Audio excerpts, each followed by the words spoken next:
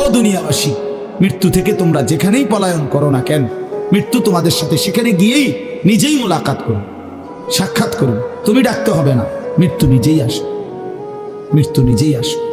আল্লাহ বলে, তুমি যদি এমন একটা বিল্ডিং বানাও, ঘর বানাও, যে ঘরটা অনেক উঁচা, যে ঘরটার উপর দিয়া কেউ ভিতরে ঢুকতে পারবে না, যে ঘরটার মধ্যে একটা ছিদ্র নাই, একদম আটকানো, তো এরকম একটা ছিদ্রবিহীন সুউচ্চ ঘরও যদি তুমি বানিয়ে তার ভেতরেও তুমি আশ্রয় নাও, তো ইউদরিকুমুল মাউত, মৃত্যু তোমার সেখানেই পৌঁছবে,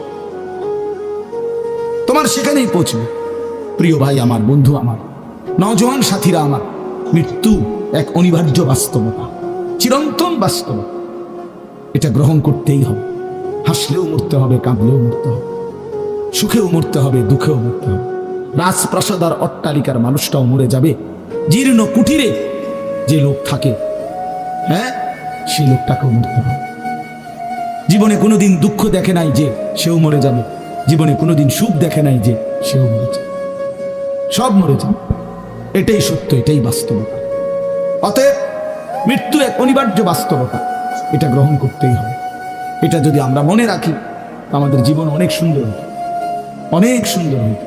রাসূলুল্লাহ সাল্লাল্লাহু আলাইহি ওয়াসাল্লাম বলছেন, আকসিরু যিকরা হাদিমিল লাযযাত ইয়ানি আল মাউত।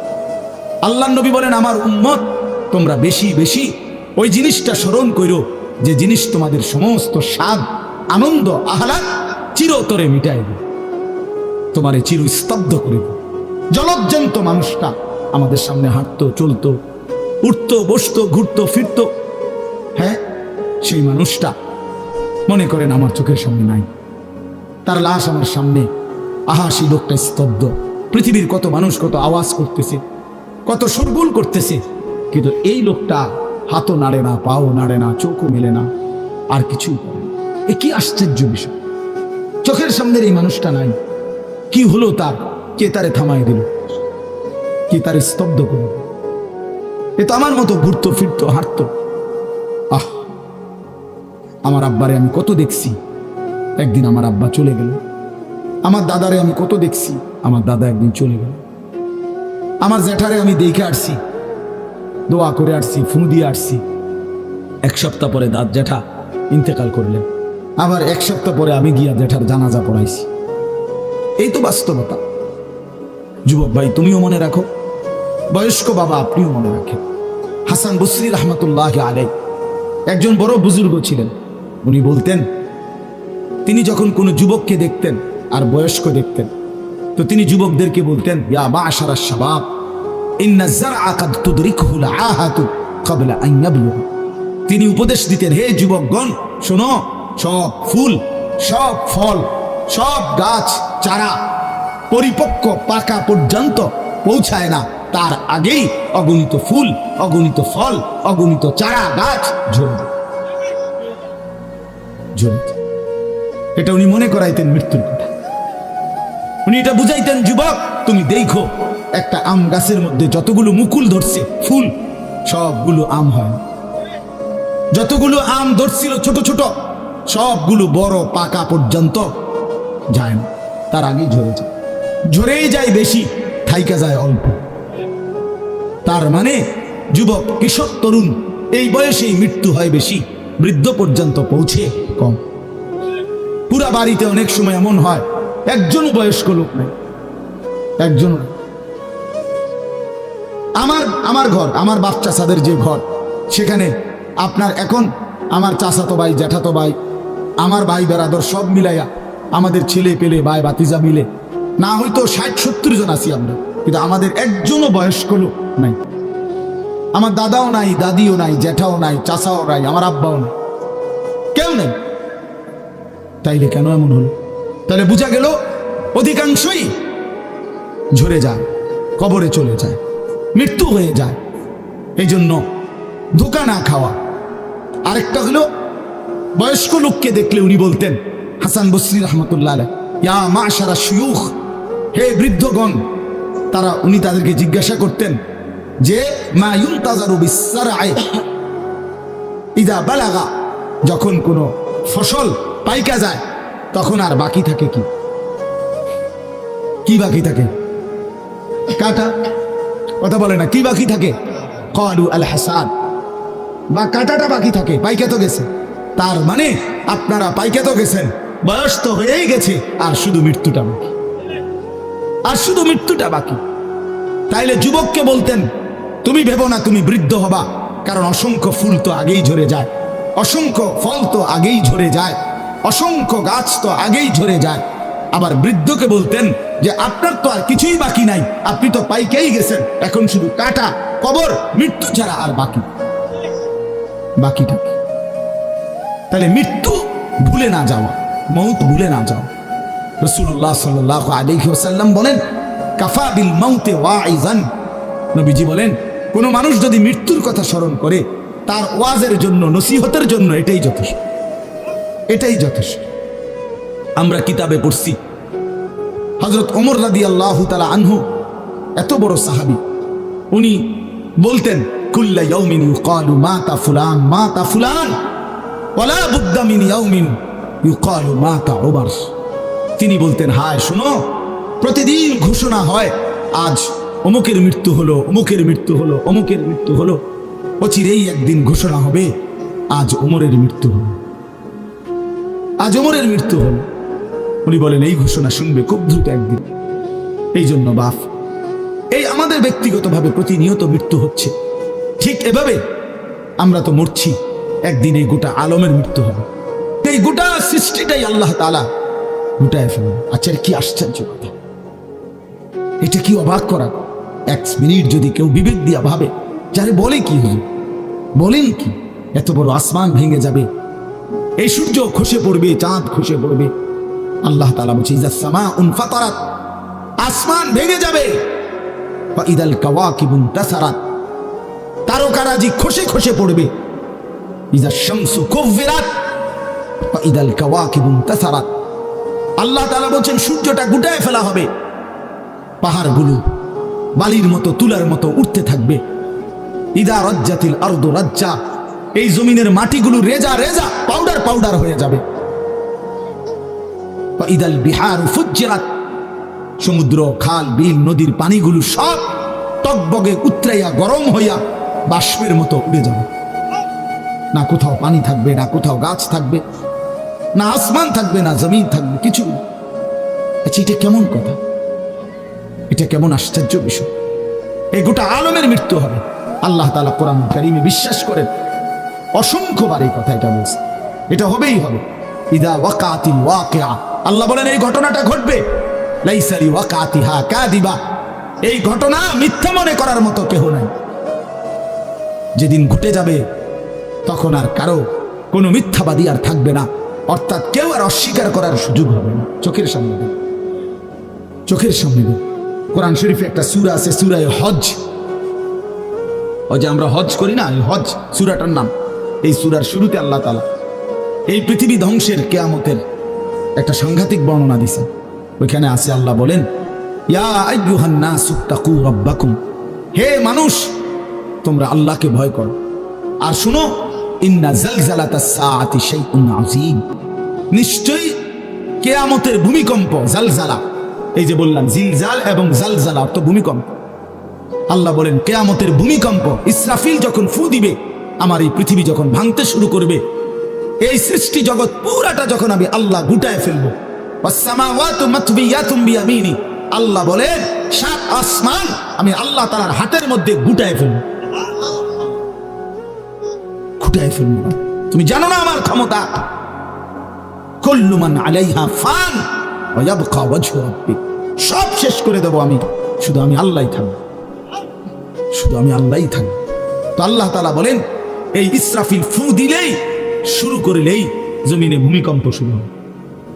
ইন্না জালজালাতাস সাআতি শাইউন আযীম, আল্লাহ বলেন নিশ্চয়ই এই কিয়ামতের ভূমিকম্প, এটা শাইউন আযীম, বড়ই ভয়ানক, বড়ই মারাত্মক।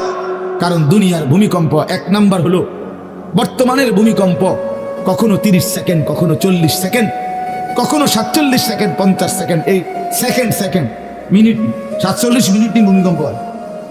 কথা কর না কেন? 30 মিনিট ভূমিকম্প, হ্যাঁ 30 মিনিট ভূমিকম্প হইলে আমাদের 14 গোষ্ঠী থাকবে। 30 সেকেন্ড, 40 সেকেন্ড হয় ভূমিকম্প। এইটুকুতে একে তো সময় সামান্য, দ্বিতীয়ত হলো একসাথে গোটা পৃথিবীতে হয় না, এদিকে হলে ওইদিকে হয় না এরকম। কিন্তু আল্লাহ তাআলা বলেন ইসরাফিল ফু দিলে যে ভূমিকম্পটা হবে, সেই ভূমিকম্পটা গোটা পৃথিবী একসাথে নাড়ায় দেবে, একসাথে মিলে। 47 সেকেন্ড না, কতক্ষণ সেটা আল্লাহই জানে। তখন অবস্থা কি হবে? মানুষের আতঙ্ক, এই ভূমিকম্পে আতঙ্ক। হ্যাঁ, আমি একবার চাঁদপুর মাহফিলে ছিলাম, রাত্রে ঘুমাইছি মসজিদের রুমে, ইমাম সাহেবের রুমে। এই সময় ভূমিকম্প আইছে, দরজা খুলে দিছি দৌড়, মসজিদের মাঠে আইছি দাঁড়াইয়া, চাই যে পুরা গ্রামের মানুষ সব আইসা বলছে হই চিৎকার, হায় হায়। অথচ সবাই চিৎকার দিতে দিতে ভূমিকম্প শেষ। ভূমিকম্প হয়েছেই তো অল্প একটু, কিন্তু এটুকুর আতঙ্কেই যা হুজুর পাবলিক বরাবর। কিসের হুজুর আর কিসের পাবলিক, বক্তা শ্রোতা সমান। এই এখন মনে করেন ভূমিকম্প হইলে আমরা সব দিন তো আমি হুজুর কি দেখাইবো এটা, হ্যাঁ আমি একটা বড় হুজুর, বেটা প্রধান বক্তা, আমি লড়লে কি মাসে কি করবো, আপনি কি করবেন আমার সময়, আমার জান নিয়ে আল্লাহ। তো এই সামান্য ভূমিকম্প, কিন্তু আল্লাহ তাআলা বলেন ইসরাফিল সিংহা ফু দিলে যে ভূমিকম্প হবে বান্দা, সেটা বড়ই ভয়ানক, সেটা সারা পৃথিবী নড়বে একসাথে। তখন কি হবে মানুষের আতঙ্ক? ইয়াউমা তারাউনাহা তাযহালু কুল্লু মুরদিআতিন আম্মা আরদাআত। এই 1 নম্বরে আল্লাহ বলেন যে মা তার বাচ্চাটাকে দুধ পান করাইতেছিল, এই কোলের বাচ্চা, দুধের বাচ্চা, আপন মা তার দুধের বাচ্চা ভুলে যাবে, ফেলে দিবে, ছুঁড়ে মারবে, আর মা পাগলের মতো দৌড়ানো শুরু। কোরআন শরীফের আয়াত, ওয়াতাদাউ কুল্লু যাতি হামলিন হামলাহা। এবং আল্লাহ তাআলা বলেন যে মায়ের পেটের বাচ্চা 10 মাস পূর্ণ হয়ে গেছে, আগামী 2 ঘন্টা 5 ঘন্টা পরে বাচ্চাটা এমনিতেই প্রসব হইতো। আল্লাহ তাআলা বলেন ইসরাফিলের ফু দিলে জমিন যখন কাঁপতে শুরু করবে, তো এই গর্ভধারিণী মা, গর্ভবতী নারী পাগলের মতো এভাবে ছুটবে, দৌড়বে, নিজের গর্ভের বাচ্চা নিজে নিজেই পড়বে। ওয়াতারান নাসা সুকারা, আল্লাহ বলেন মাতালের মতো সমস্ত মানুষগুলো ছুটতে থাকবে। ফাইদা বারিকাল বাসার ওয়া খাসাফাল কামার ওয়া জুমিআ আশ-শামসু ওয়াল কামার। আল্লাহ তাআলা বলে চন্দ্র সূর্য আলোহীন হয়ে যাবে, সূর্য চন্দ্র এক হয়ে যাবে। ওয়া জুমিআ আশ-শামসু ওয়াল কামার ইয়াকুলুল ইনসানু ইয়াওমাইদিন আইনাল মাফার। লোকেরা দৌড়বে আর ছুটবে, মানুষ একে অপরকে জিজ্ঞেস করবে ভাইয়া পালাবো কোথায়, দাঁড়াবো কোথায়, কোথাও তো স্থির কোনো জায়গা নাই, কোথায় দাঁড়াবো? আল্লাহ তাআলা বলেন কাল্লা লা ওয়াজার, না বান্দা, সেদিন আর কোথাও জায়গা মিলবে না। ইলা রাব্বিকা ইয়াওমাইদিনিল মুস্তাকার, আজকে শুধুই কেবল তোমার আল্লাহর কাছেই আশ্রয় ঠিকানা। এভাবে বহু আয়াত কোরআনুল কারীমের মধ্যে আল্লাহ তাআলা বর্ণনা করছেন। আমার ভাই, তো এই ইসরাফিলের ফু দিলে গোটা আলমের মৃত্যু হবে, ভূমিকম্প শুরু হবে। তো এই ভূমিকম্প কেন হবে? এই কাঁপতে কাঁপতে সমস্ত কিছু ভাঙ্গা একসাথে, এই সব কিছু আল্লাহর সৃষ্টি, সমস্ত কিছুই জমিনের তলদেশে চলে যাবে। জমিন তখন খালি ফাঁকা, জমিনে তখন কিচ্ছু নাই, কিচ্ছু, একটা সুতা মাটির উপরে থাকবে। এই প্রথমবার ইসরাফিল ফু দিলে সমস্ত কায়নাত, ইনসান, জিন, আল্লাহর সমস্ত সৃষ্টি, মাখলুকাত সব জমিনের তলদেশে চলে যাবে। মানুষ ও জিন ও অর্থ সম্পদ, স্বর্ণ রৌপ্য, মণি মুক্তা, হীরা জহরত, সব সব সব একটা কাগজের অস্তিত্ব, সব কিছু, গোটা জমিন ফাঁকা। এভাবে কতদিন আল্লাহ জানে, কতদিন আল্লাহ জানে। হ্যাঁ মা ভাই, এরপরে একটা নির্দিষ্ট সময় পরে আবার আল্লাহ তাআলা ইসরাফিলকে জীবিত করবেন, করে আবার আল্লাহ তাআলা দ্বিতীয়বারের মতো ফু দিতে বলেন। এই 2 ফুঁয়ের মাঝখানে কতদিন? নবী সাল্লাল্লাহু আলাইহি সাল্লামের এক হাদিসের মধ্যে বলছে 40। সাহাবীরা ব্যাখ্যা করছেন, মুহাদ্দিসিন, সেই 40টা হতে পারে 40,000 বছর। 40,000। এই জন্য বাপ একটা কথা হলো, সর্বশেষ যেই লোকটা কবরে যাবে, শেষ যেই ব্যক্তি মরবে পৃথিবীতে, হতে পারে তাকেও শুধু কবরেই থাকতে হবে 40,000 বছর। 40,000 বছর, এরপরে তো আখিরাত। এই 40,000 বছর যদি কবরে আযাব হয়, 40,000 বছর যদি কবরে আযাব হয় ভাই, তখন কি হবে? এবার ভেবে দেখেন, এখন যারা কবরে যাচ্ছে, হ্যাঁ, নূহ আলাইহিস সালামের জামানায় যারা মারা গেছে, ইব্রাহিম আলাইহিস সালামের জামানায় যারা মারা গেছে, নবীজি সাল্লাল্লাহু আলাইহি সাল্লাম তো 1,500 বছর আগে ইন্তেকাল করছেন, 1450 বছর আগে। তো ওই সময়ে যারা মারা গেছে তারা কবরে পড়ে আছে আজকে 1,500 বছর, 1,500 বছর, 1500 বছর। তাহলে নূহ আলাইহিস সালামের জাতি কত বছর থেকে পড়ে আছে? কোথায় নূহ নবী, কোথায় আমাদের নবী? কত ব্যবধান! এই জন্য বাপ, শুধুমাত্র কবরের বিষয়টাই তো সামলাতে, আখিরাত তো পড়ে। শেষ ব্যক্তিটাও যদি কবরে থাকতে হয় 40,000 বছর, তো এখনকার মানুষগুলো আছে কত কাল? তো এই যার কবরে আযাব হচ্ছে, আহা বাপ, সে কি পরিমাণ কষ্ট হচ্ছে ভাইবা দেখে। কবরবাসীদের রুহের মাগফিরাত, আরে ভাইয়া একবার চোখ বন্ধ করে 1 সেকেন্ড ভাবেন, আজ আমরা যাদের রুহের মাগফিরাত কামনা করলাম, এই 20 বছরের ব্যবধানে, 30 বছরের ব্যবধানে, 10 বছরের ব্যবধানে, 50 বছরের ব্যবধানে, আবার এর পরের লোকেরা আমাদের রুহের মাগফিরাত কামনা। এটা কি পরিমাণ বাস্তবতা, কি পরিমাণ বাস্তবতা! এটাকে অস্বীকার করার, না বুঝার কিছুই নাই, মৃত্যুকে না বুঝার কিছুই নেই। কারণ এত বেশি জলজ্জন্ত আল্লাহ তাআলা এটা আমাদের সামনে দেখাইছেন, এত মানুষের মৃত্যু আল্লাহ আমাদের সামনে দেখাইছেন, এটাকে অস্বীকার করার, না বুঝার কিছুই কিছুই নেই। তো চলেন, এরপরে আল্লাহ তাআলা ইসরাফিলকে আবার জীবিত করবেন। জীবিত করে আল্লাহ তাআলা ইসরাফিল আলাইহিস সালামকে বলবেন, ইসরাফিল আবার তুমি সিংহায় ফু দাও। এইবার যখন সিংহায় ফু দিবে, তখন ইসরাফিল আলাইহিস সালামের এই দ্বিতীয় ফুতে আবার ভূমিকম্প শুরু। আবার কি শুরু হবে?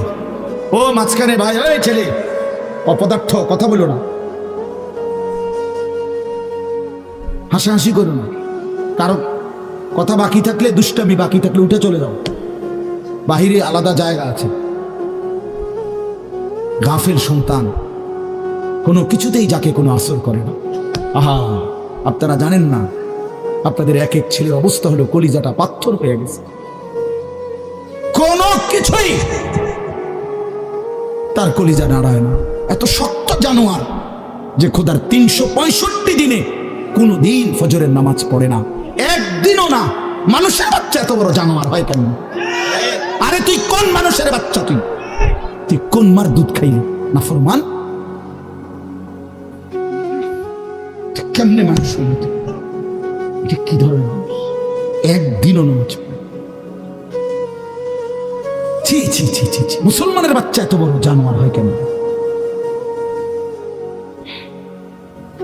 কোনদিন নামাজ পড়ে না, 6 মাসে 9 মাসে কোনদিন বলতে পারবে না নাফরমান, কোনদিন 5 ওয়াক্ত নামাজ পড়ছে কিনা। হায় হায়, এত বড় অসভ্য!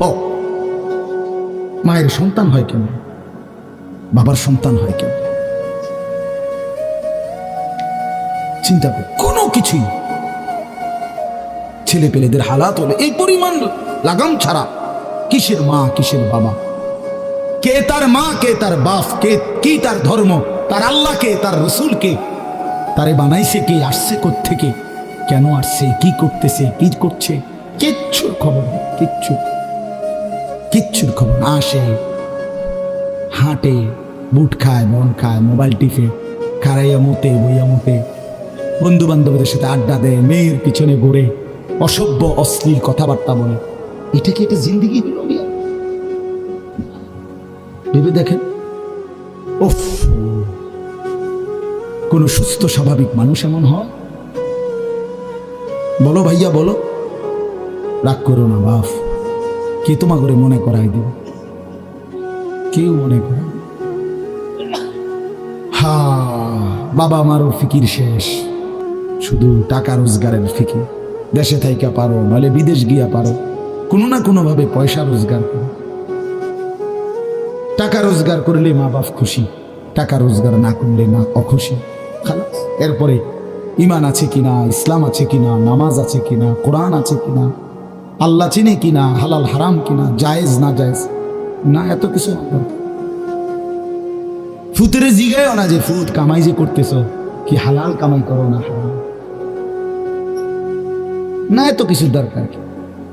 টাকা দিতেছে, খাইতেছে, ঘুমাইতেছে, বিল্ডিং করতে আসে, জমি কিনতে আসে, আফিল মালটা খাইতেছে। এক ছেলে আমার নিজে বলছে, আমি সবার ব্যাপারে বলি না, এক ছেলে আমার নিজে বলছে, হুজুর আমি একটা দেশের নাম বলছে, যেই দেশে আমার কর্মটা ছিল, চলে আসছে ওই দেশ থেকে। আমার বলছে, হুজুর আমার কর্মটা হলো এই মদের বার, মদের হোটেলে নারী পুরুষ উলঙ্গ জিনাবে বিচার করে, আমার দায়িত্ব শুধু পাশে দাঁড়িয়ে মদের বোতল নিয়ে দাঁড়ায় থাকা, যতবার তারা চায় অতবার তাদেরকে মদ গ্লাসে ঢেলে দেওয়া, তাদের হাতে তুলে দেওয়া। এর বিনিময়ে আমার মাসে বেতন 2 লাখ টাকা।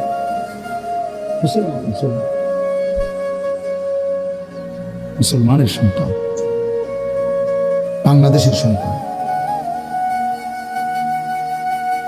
তো এই টাকা যখন বাবা খাচ্ছেন, বিল্ডিং করতেছে, কোনো টেনশন নাই। আমি আবারও বলছি, আমি সবার জন্য বলি না, ওই বলছে দেখে অট্টা কইছি, কথা বুঝছেন? আমি তো নাম ঠিকানা বলি না। এই জন্য আমার বাপ, ডাক দিয়ে না, ডাক দিয়েন না, একজনও ডাক দিয়েন না, অসভ্যরে ডাক দিয়েন না। হ্যাঁ হ্যাঁ, ডাক দিবেন কেন? হাইওয়ানকে ডাক দিবেন কেন? শুনেন, আপনারাই শুনেন, এত এত মানুষ শুনতে হবে না, কোনো অসুবিধা নেই, কোনো অসুবিধা নেই।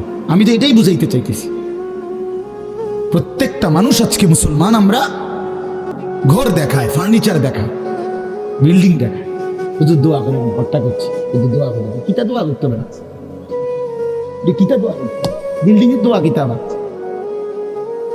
ইট বালুর লেগে দোয়া করে লাভ কি বেড়া? হুজুর মোটরসাইকেল কিনছি, শুধু দোয়া করে দেন, কিতা দোয়া করতে, কি মোটরসাইকেলের দোয়া কিতা? আজীব লাগে না? বাস্তব এগুলো ছাদ ডালাই দিন, দোয়া করে ছাদ ডালাই দোয়া, ওটা ছাদ ডালাই করে, ওটার ফুতে মোবাইলে অশ্লীল উলঙ্গ ছবি দেয়। ওটার সন্তান উনি দাঁড়াইয়া রয়েছে মিস্ত্রির সামনে, ওনার গাম বাইয়া বাইয়া পড়তেছে ছাদ ডালাইয়ের দিন, আর অসভ্য জানোয়ার সন্তান বন্ধুদের সাথে উলঙ্গ ছবি দেখতেছে। ওই জানোয়ারের জন্য উনি ছাদ ডালাই, ওই হাইওয়ানের জন্য উনি ঘর করে দিয়ে গেছে, উনি কবরে জায়গা ঘর করে দিয়ে গেছে, এর জন্য ঘর করলেন? ছি ছি ছি ছি ছি। আমার দেওয়া ঘরে আমার কষ্টের কমাইয়ে এখানে বসে বসে রঙিন ছবি দেখবে, উলঙ্গ দৃশ্য দেখবে ঘরে শুয়া শুয়া সারা রাত। এর জন্যই আমার জীবনের এই অর্জন, এই ছিল আমার উপার্জনের উদ্দেশ্য। আহ, কতবার বললে বুঝবেন, কেমনে বললে বুঝবেন, কারে বললে বুঝবেন? আল্লাহ মাফ করবেন। চলেন বাপ, তো বলতেছিলাম আল্লাহ তাআলা ইসরাফিল আলাইহিস সালামকে বলবেন আবার ফু দাও। তো তিনি দ্বিতীয়বারের মতো ফু দিলে জমিন আবার ভূমিকম্প শুরু হবে। এই ভূমিকম্পে জমিন কাঁপতে কাঁপতে, এইবার জমিনের তলদেশে ওই প্রথমবার ফু দেওয়াতে ভূমিকম্প কাঁপতে কাঁপতে সব উপরে যা ছিল সব নিচে চলে গেছে। মনে আসেনি এটা কিছু? তাহলে উপরটা কি ফাঁকা, এইবার নিচে যা ছিল সব উপরে চলে আসবে। এই আসলেই এটা হাসরের মাঠ। সমস্ত নিচের জিনিস যা কিছু, একেবারে মানুষ, গরু, ছাগল, হাঁস, মুরগা, জিন, ইনসান, গদ, দুয়ার, বাজার, ব্যবসা, দোকান, টাকা, হীরা, জহরত, মণি, মুক্তা, টাকা পয়সা, অর্থবিত্ত, সব সোজা কথা, জমিনের তলদেশের সব কিছু জমিনের উপরে উঠে আসবে। এই উঠে আসলেই এইটা হাসরের মাঠ। এইটা, এই হাসরের মাঠ কোনটা জানেন? এই যেখানে বসে আছেন এখন, এটাই হাসরের মাঠ। এই জমিনের উপরেই হাসরের মাঠ। বাকি শুধু আল্লাহ কোরআন বলছে ইদাল আরদু মুদ্দাত, আমি আল্লাহ জমিনটাকে টেনে আরো লম্বা করে দেব, আরো আরো বড় করে দেবো, কি প্রশস্ত করে দেবো। কারণ ওই যে পিছের মানুষ খারাপ লাগবে না? মানুষ তো দাঁড়াই বসেই আদম আলাইহিস সালাম থেকে নিয়ে, তো মানুষ বেশি না? মানুষ, গরু, ছাগল, হাঁস, মুরগা, জিন, ভূত সব খারাপ না, সব দাঁড়াবে তো। এই জন্য আল্লাহ তাআলা বলেন জমিন আমি প্রশস্ত টেনে দিব, লম্বা করে দিব, এতটুকু। বাকি এটাই হাসরের মাঠ, এটাই হাসরের মাঠ। এই কথাটাই এখানে আল্লাহ তাআলা উল্লেখ করছে, ইদা জুলজিলাতিল আরদু জিলজালাহা, যখন দ্বিতীয়বারের মতো ইসরাফিলের ফু দিলে জমিনের ভূমিকম্প শুরু হবে। ওয়া আখরাজাতিল আরদু আসকালাহা, আল্লাহ তাআলা বলেন তখন জমিন তার তলদেশে যা ছিল সমস্ত জমিনের তলদেশে, এগুলো এতদিন জমিনের বোঝা ছিল, বোঝা মানে মাটির নিচে, এগুলো সে মনে যেন ফোজা কান্দে লইছে। এবার ওয়া আখরাজাতিল আরদু আসকালাহা, জমিন তার বোঝা মানে জমিনের তলদেশে যা ছিল সে এবার তা জমিনের উপরে উঠায়, উপরে উঠায়। এরপরে আশ্চর্য কথা শুনেন, এরপরের কথাটার জন্য রাসূলুল্লাহ সাল্লাল্লাহু আলাইহি সাল্লাম হাদিসে বলছেন, এই ভাই শুনেন, ছেলেরা তোমরাও শোনো। নবী সাল্লাল্লাহু আলাইহি সাল্লাম বলেন, এই জমিনের তলদেশ থেকে যখন সবকিছু উপরে উঠে আসবে তখন অর্থ সম্পদ, হীরা জহরত, মণি মুক্তা, স্বর্ণ রৌপ্য এগুলো স্তূপ আকারে উঠে আসবে জমিনের উপরে, মানে হাসরের মাঠে। তো নবীজি একেবারে স্পষ্ট হাদিস, নবীজি সাল্লাল্লাহু আলাইহি সাল্লাম বলেন তখন এই স্বর্ণ রৌপ্য, টাকা পয়সা, হীরা জহরত এগুলো, এই অর্থ সম্পদগুলো আল্লাহর কুদরতে কথা বলবে, স্বর্ণের টুকরা কথা বলবে, কথা বলবে, রৌপ্যের টুকরা কথা বলবে, এগুলো কথা বলবে। কথা কি বলবে? এগুলো তখন ওই নাফরমান মানুষগুলোকে ডাক দিবে, ডাক দিবে, আইয়ুহাস সারিক, হে চোর, এদিকে এই সম্পদের জন্য চুরি করেছিলে, আজ যা দরকার নেও। আইয়ুহাল কাতি, হে ডাকাত, এদিকে এদিকে আসো, এই সম্পদের জন্য ডাকাতি করছিল, আজ নেও। হে আত্মীয়তার, আইয়ুহাল কাতি, আত্মীয়তার সম্পর্ক ছিন্নকারী ব্যক্তি, আসো, এই জন্য ভাইয়ের সাথে যুদ্ধ করছো, বোনের সম্পদ নষ্ট করছো, চাচারে সম্পত্তি দাও নাই, এই জন্য, এই দুনিয়ার জন্য নেও, এখন না, এখন যা লাগে নেও। এইভাবে প্রত্যেক নাফরমান পাপীকে, হে হারামখোর সুদ করে দিগা, এখানে টাকা যা লাগে নে, নে বাটপার, এখান থেকে টাকা নে, কি পরিমাণ টাকা দরকার ছিল নে। এইভাবে রাসূলুল্লাহ সাল্লাল্লাহু আলাইহি সাল্লাম বলেন দুনিয়ার এই সম্পদগুলো কথা বলবে আর ডাকবে, ডাকলে মানুষ, আচ্ছা এটা তখন কেন লিখবো, কথা বোঝেন নাই, এটি যখন কথা বলবে, ডাকাডাকি করবে, মানুষ কি বলবে? লোকেরা তো সবাই দাঁড়াইছে, মানুষও তো দাঁড়াইছে, তারাই তো ডাকতেছে, তো তারা কি বলবে? ওয়াকালাল ইনসানু মা লাহা, আল্লাহ নিজেই বলতেছে, লোকেরা তখন মানুষগুলো বলবে মা লাহা, এটা কি হলো, আরে এটা কি কারবার, এগুলো কথা বলে কেমনে, এগুলো কি কয়, এরা আমার চিনলো কেমনে, আমি যে সিটার, আমি বাটফারলে চিন্তা লাগলো, ইন্নালিল্লাহ, একের পুরা ধরা অনবিচার আচার কিছুই শুরু হয়েছে না, এখনই বেজ্জুতি, বাকিটা তো অবস্থা খারাপ। মানে অর্থাৎ মানুষগুলো অবাক হয়ে বলবে মা লাহা, কি হলো জমিনে, কি হলো এগুলোর, এরা এমন করছে কেন, এরা কথা বলছে কেন? আল্লাহ বলেন ইয়াউমাইদিন তুহাদ্দিসু আখবারাহা, আল্লাহ তাআলা বলেন বান্দা হে কি দেখছো হবে, এই মাত্র দেখলা স্বর্ণ রৌপ্য টাকা পয়সা কথা বলে, এখন না দেখবা আসল খেলাটা। ইয়াউমাইদিন তুহাদ্দিসু আখবারাহা, আল্লাহ বলেন এখন দেখবা সরাসরি এই হাসরের মাঠে তোমার সামনে, তোমার পায়ের নিচের জমিন, তোমার পুরা জিন্দেগির কথা, তোমার যত তথ্য, ভালো কিংবা মন্দ, নেক কিংবা গুনাহ, তোমার সমস্ত কিছু, রাতের কিংবা দিনের, একাকী কিংবা প্রকাশ্যের, গোপন কিংবা আড়ালের, আল্লাহর কসম জমিন সবটা এখন তোমার সামনে বলে দিবে। ইয়াউমাইদিন তুহাদ্দিসু আখবারাহা, রব্বুল আলামিন বলেন জমিন সবটা কথা বলে দিবে, ভালোটাও মন্দটাও, আলোটাও অন্ধকারেটাও, একাকীও অন্ধকারেও, প্রকাশ্যেও সবার মাঝেও, সব বলে দিবে। রাতের চুরি বলে দিবে, রাতের তাহাজ্জুদটাও বলে দিবে, মদের আড্ডার কথাও বলে দিবে, জুয়ার আড্ডার কথাও বলে দিবে। সারা রাত যুবক উলঙ্গ ছবি দেখেছ, আল্লাহর কসম সেটাও বলবে, যে যুবক মালিকের সেজদা দিয়েছে সেটাও বলবে, তাহাজ্জুদ শোনাবে, আবার সবার সাথে যে জামাতে নামাজ পড়েছে এটাও বলবে, সব কিছু বলে দিবে। আল্লাহ বলেন যদি মানুষ ভাবতে চাও জমিন কিভাবে কথা বলে, স্বর্ণরৌপ্য কিভাবে কথা বলে, আল্লাহ বলেন বিআন্না রাব্বাকা আওহা লাহা, আল্লাহ তাআলা আদেশ করেছেন বলেই কথা বলে। আল্লাহ বললে, হুকুম করিলে আল্লাহর গোটা কায়নাত, গোটা সৃষ্টি জগৎটাই কথা বলে। ও শাহিদা আলাইহিম সামউহুম ওয়া আবসারুহুম ওয়া জুলুদুহুম বিমা কানু ইয়ামালুন। আল্লাহ বলে হাসরের ময়দানে বান্দা তোমার কান, তোমার চোখ, তোমার সারা দেহের চামড়া, জুলুদুহুম, তোমার সারা দেহের চামড়া হাসরের ময়দানে তোমার পুরা জিন্দেগির কর্মকাণ্ড বলে দিবে। চামড়াগুলো বলবে চামড়া, মানুষের শাহওয়াত চামড়া। এই জন্য সমস্ত যৌনতার ঘটনা, অসভ্যতার ঘটনা শরীরের চামড়া বলে দিবে। মানুষের শাহওয়াত চামড়া। কথা বুঝছেন কি? হ্যাঁ, চর্মে চামড়ার মধ্যে শাহওয়াত, কামনা, বাসনা, যৌন চাহিদা। এই জন্য যত লোক দেখবেন বিভিন্ন হসপিটালে, যত ডাক্তার চর্মরোগের ডাক্তার, তত লোক যৌন রোগের ডাক্তার। হ্যাঁ, চর্ম ও যৌন রোগ বিশেষজ্ঞ। এটা একই বিষয়, একই সাক্টা।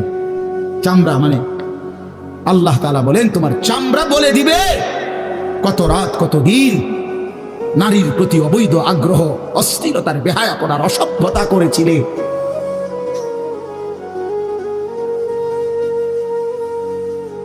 হায় হায়, বিআন্না রাব্বাকা আওহা লাহা। আল্লাহ বলেন আমি আল্লাহ হুকুম করেছি বলে কথা বলে।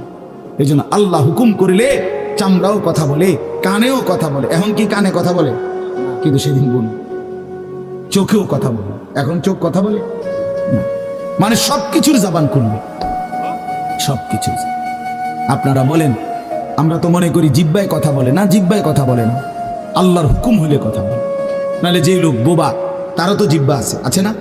তো সে কথা বলে না। যে লোক কানে শুনে না, তো তার কি আপনার এইভাবে কান বলতে কিছু নাই? তো সে শুনে না কেন? কথা বলেন না কেন? আল্লাহর হুকুম। যার চোখ, যে চোখে দেখেন, এই যে জুয়েল ভাই, আমি মূলত তার মহব্বতেই মাহফিলটা দিচ্ছি। তো এই যে দেখে না, তো তার এভাবে তো চোখ আছে, সে দেখে না কেন? আল্লাহ তাআলার হুকুম নাই বলে দেখে। ঠিক কিনা বলেন না কেন? মজার বিষয় হলো রাসূলুল্লাহ সাল্লাল্লাহু আলাইহি সাল্লাম হাদিসে স্পষ্ট বলেছেন, বিশ্বাস করেন, একেবারে বিশুদ্ধ হাদিস। আল্লাহ তাআলা তার দুইটা চোখ নিয়ে গেছে। নবীজি বলছেন সে যদি সবর করে আল্লাহর হুকুমের উপরে চলতে পারে, রাসূলুল্লাহ সাল্লাল্লাহু আলাইহি সাল্লাম বলেন আল্লাহ তাআলা তাকে এই দুইটা চোখ নিয়ে যাওয়ার কারণে, অন্ধ বানানোর কারণে সে যে সবর করলো, আল্লাহ রাসূল বলছেন আল্লাহ তাআলা নিশ্চিত তাকে জান্নাত দান করবেন। এই জন্য তুমি ভাই সবর করো। মালিকের এই দুনিয়া দেখতে পারল না, তো অপেক্ষা করো, একদিন জান্নাত দেখবে, জান্নাতের হুর দেখবা, তো আরো মজা হবে যে আমি প্রথমেই জান্নাতি দেখলাম, জান্নাতি দেখলাম।